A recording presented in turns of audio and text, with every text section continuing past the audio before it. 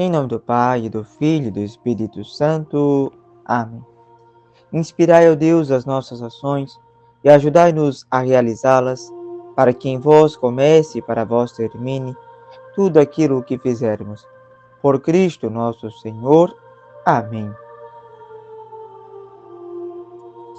Caríssimos irmãos e irmãs, hoje, dia 18, ouviremos o Evangelho de São Mateus, capítulo 19, dos versículos 3 a 12.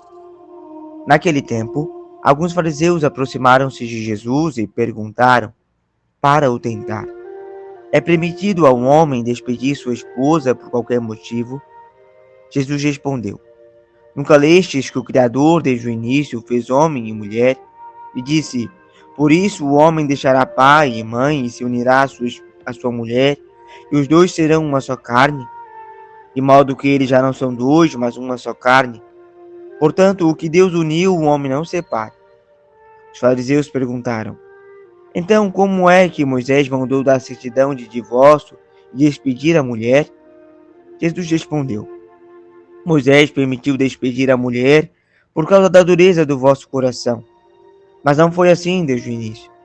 Por isso eu vos digo: quem despedir a sua mulher, a não ser em caso de união ilegítima, se casar com outra, comete adultério.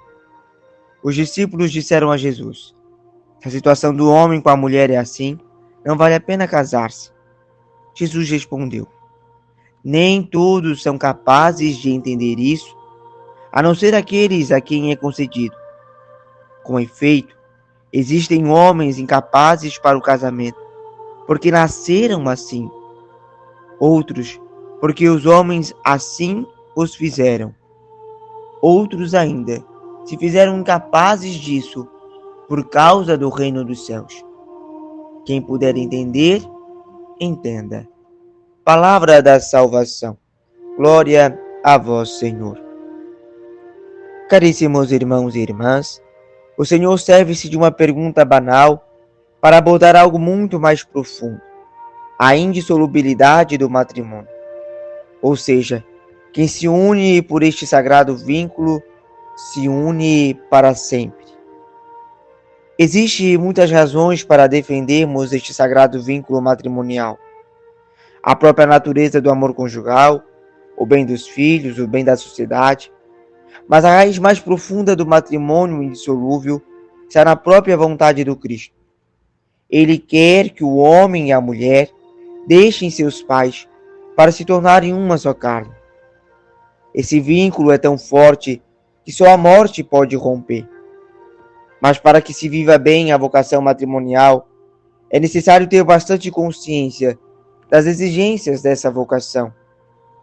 O matrimônio, meu querido irmão, minha querida irmã, de fato é um dom de Deus. De modo que a vivência conjugal e familiar, a educação dos filhos e até mesmo a sustentação do lar deve ser vividos de forma sobrenatural. Ou seja, deve-se encontrar Deus no seio da família, nas coisas mais corriqueiras. Enquanto não se compreende que a união entre um homem e uma mulher é algo do desejo divino e deve por ele ser sustentado, veremos muitos casamentos falidos. Meu querido irmão, é preciso aprender a se entregar a Deus e compreender que Ele está ali provendo cada relação conjugal.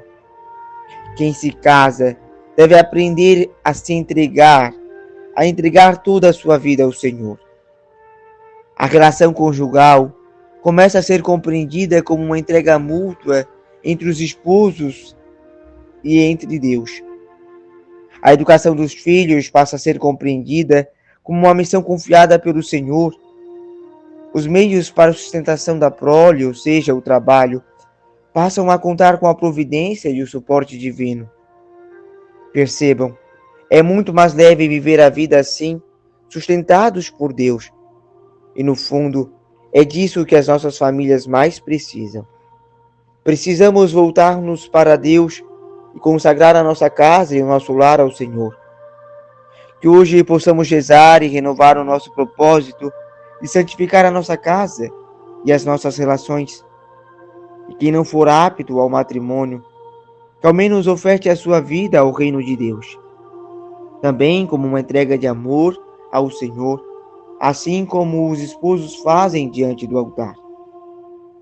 Renovemos a nossa intenção de consagrar a nossa casa e a nossa família aos cuidados de Deus. A nossa proteção está no nome do Senhor, que fez o céu e a terra. O Senhor esteja convosco, Ele está no meio de nós. Desça sobre vós a bênção de Deus Todo-Poderoso, Pai, Filho e Espírito Santo. Amém.